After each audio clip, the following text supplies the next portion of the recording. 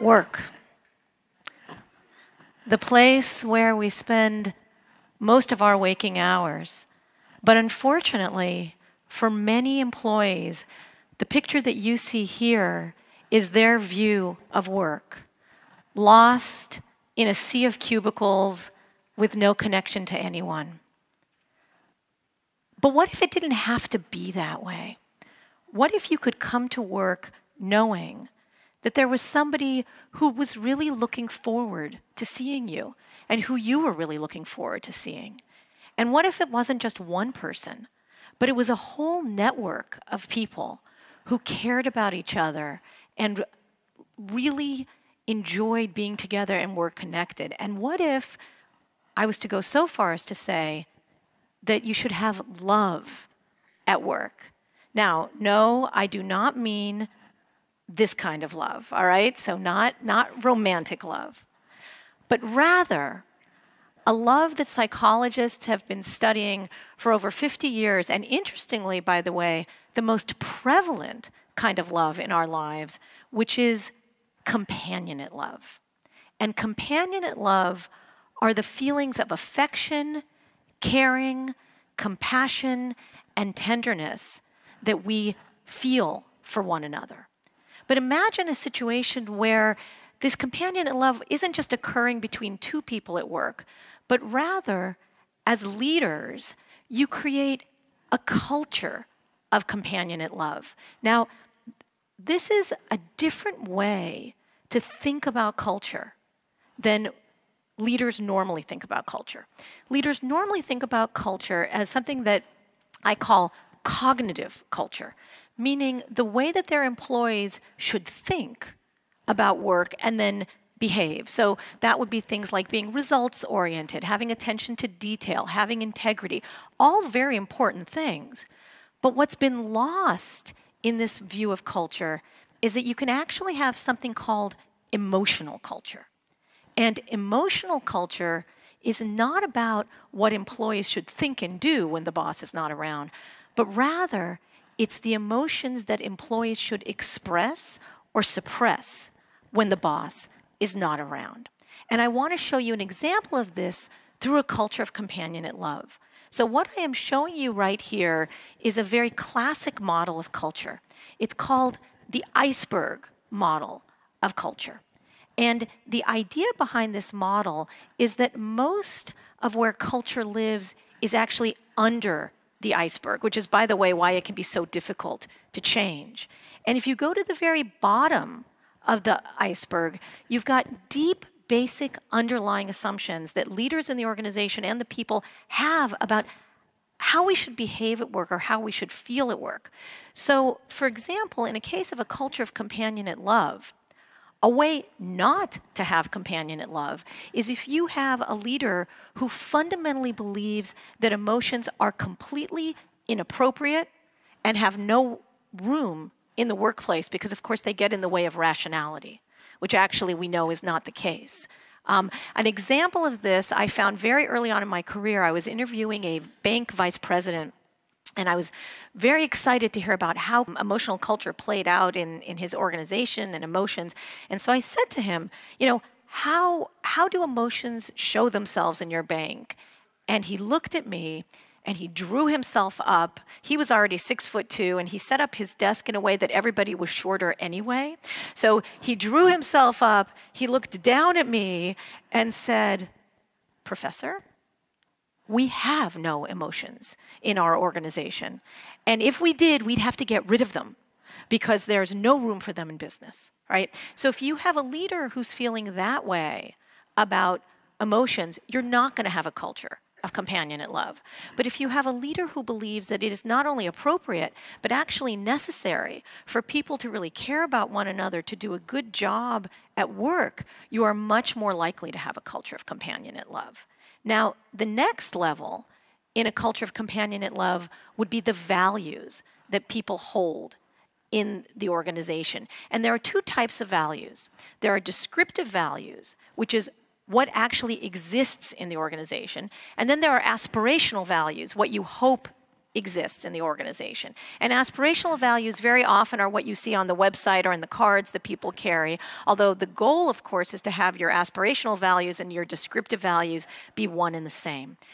In a culture of companionate love, the descriptive and aspirational values are about affection, caring, compassion, and tenderness among people for each other. People actually use those words, they talk about it in that way, and in fact, in a study of firefighters that my colleague Mandy O'Neill conducted, she found that if you have a unit of firefighters who have this high culture of companionate love, then they say things like, you know, when one of us hurts, we all hurt. Right? It's feelings of connection and affection for one another.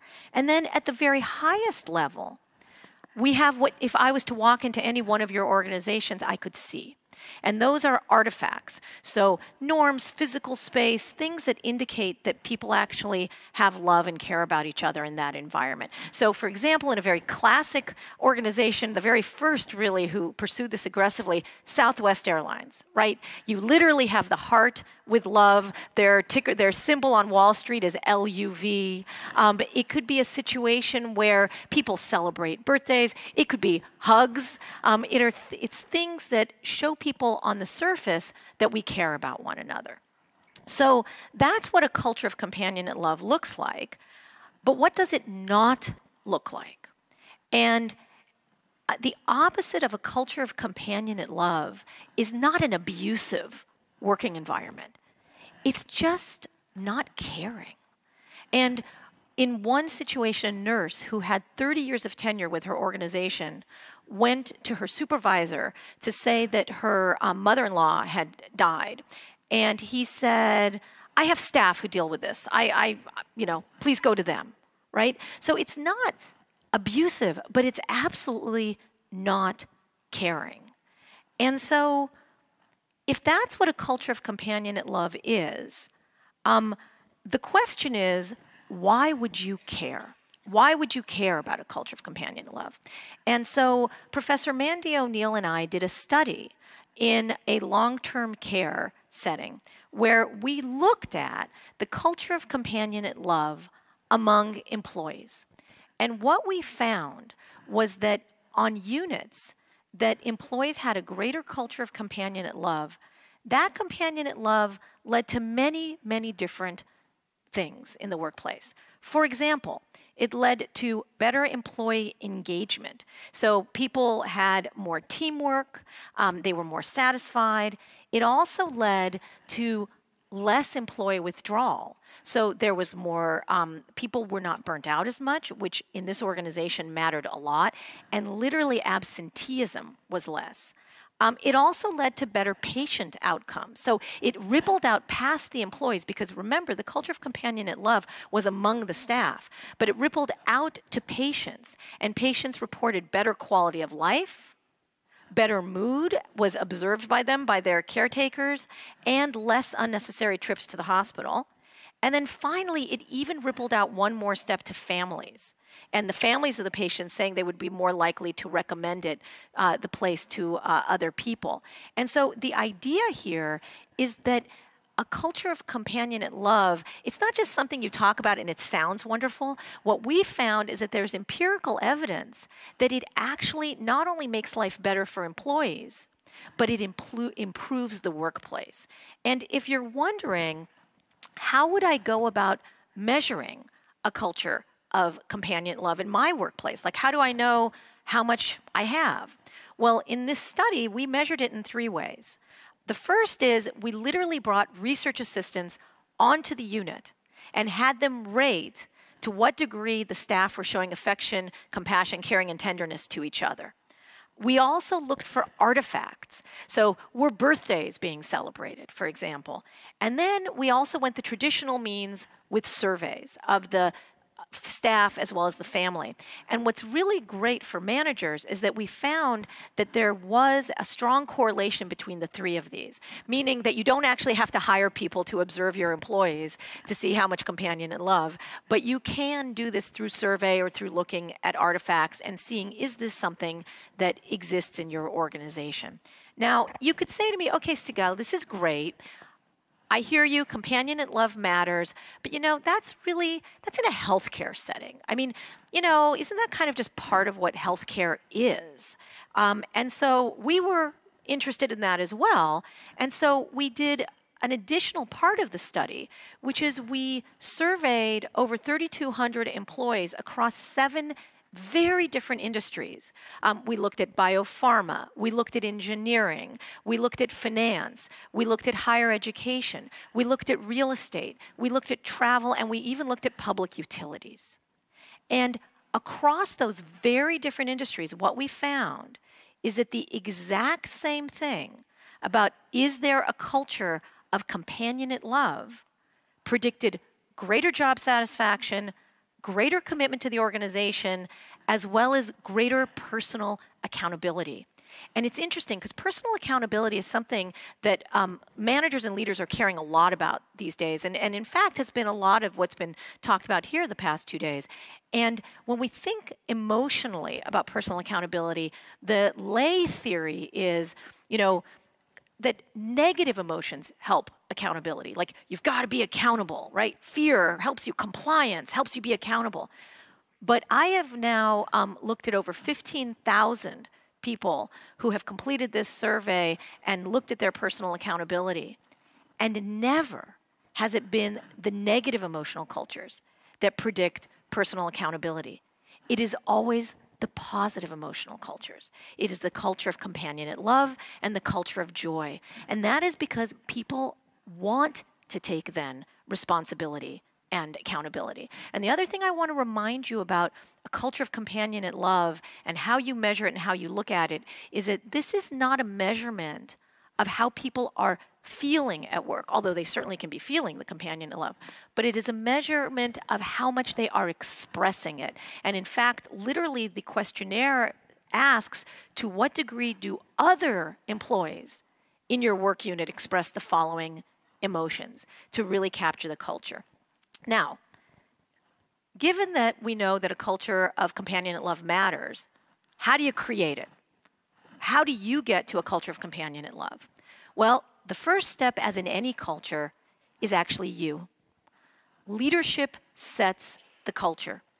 And the reason for this is because your people look to you. They are monitoring you to see what matters in the environment. Now, what's interesting about emotional culture as compared to cognitive culture is that cognitive culture largely gets translated through words.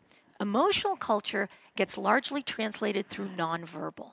And so if you want to create a culture of companionate love in your organization, the first thing that you need to do is you need to show that love yourself. You need to literally, in terms of your facial expression and your body language, show that love. And the reason for this has something to do with emotional contagion. And emotional contagion in groups is something I've spent much of my career studying. And the idea behind emotional contagion is that we literally catch emotions from one another like viruses. And what happens is you've got somebody who's happy. They then influence the next person who smiles, and the next person, and the next person, and the next person, until finally it has transferred through the entire group. And the way this happens is through a combination of behavioral mimicry, which is something we do from the time we're infants, coupled with actually then feeling the emotion. Now, unfortunately, emotional contagion does not only operate positively. Emotional contagion can also operate negatively.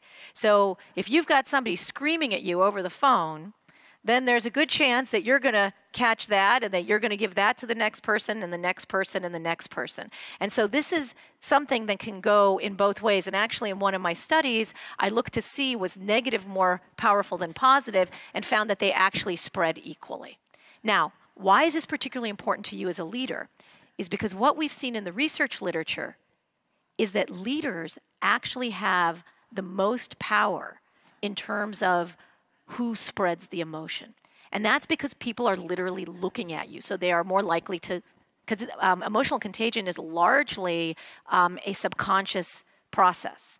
And so if people are looking at you, they're more likely to catch your emotions. Now, that doesn't mean that you don't catch their emotions. You absolutely do. And so in the end, everybody is catching everybody's emotions. And so one very important takeaway I have for you here is be very conscious of how you come into work and how you actually act in terms of the emotions you're showing. But the second way that you can transfer companionate love is expressing the love even when you don't feel it. And an example of this, imagine the head of an accounting firm has their top accountant come in 2 days before tax day. And they say, look, I'm really sorry, you know, my significant, there's been a death in the family of my significant other. I have to go. Now, your first emotion may not be at that very moment affection, caring, and compassion. Your first emotion may be, you know, what do you mean you have to go? Can't they delay the funeral? It's really just your significant other. Maybe you don't need to go, right? I mean, there's all sorts of things that may be going through your mind. But you get yourself together and you know what your core values are around companionate love, and you say, it's okay, go, we will take care of it. And actually, there's research showing that when we express emotions, we do start to actually feel them, both automatically as well as cognitively. Because the act of doing that then ultimately makes you feel better. They are looking at you saying, wow, this is the kind of company I work for, and it can also be transmitted through the organization in that way. Now, another way to transfer companionate love in your company is similar to cognitive culture, is to support it. It's to support it through things like value statements. So all of the companies I've just put here, and you'll see there are very many different industries, somewhere in their value statement talk about caring, compassion. Some will even use the word love. And that is a first start. You can also do it through your policies. So for example, a consulting firm that literally ties in how affectionate and caring you are into their performance appraisal and into their hiring. A media company which has instituted a policy that you can bring babies to work for the first 6 months where they're pretty quiet, but realize that that's important for their people.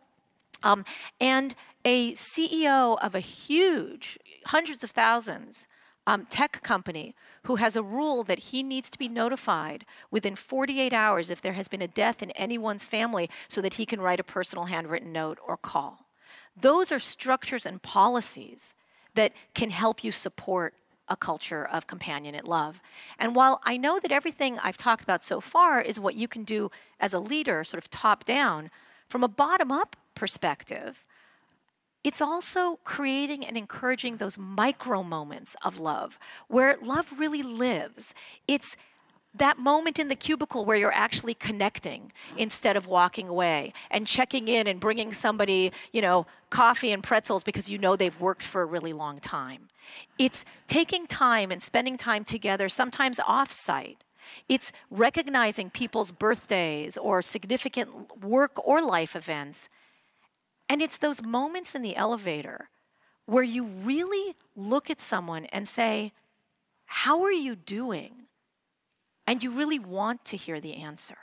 And you're really listening to the answer.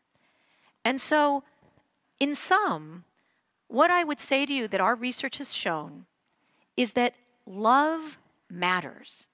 In business as well. And it's unusual to hear the word love in a business context. And from a personal perspective, Mandy and I had to make a decision when we first wrote this article about whether we were going to use the word companionate love. You know, we were advised, use words like caring, compassion, and by the way, not just for the business world, but for our own managerial academic world. You know, how could love really be appropriate in terms of the deep underlying assumptions? And what we decided was that while that would be the easier way out, that it wasn't true to what we were studying. What we were studying was companionate love. Employees do not leave their humanity at the door when they walk into an organization. Employees do not leave their emotions at the door. And this emotion is one of the things that is the most powerful in our lives and in our work. And not only does it have a place, but companionate love helps employees and the organization's bottom line. Thank you very much.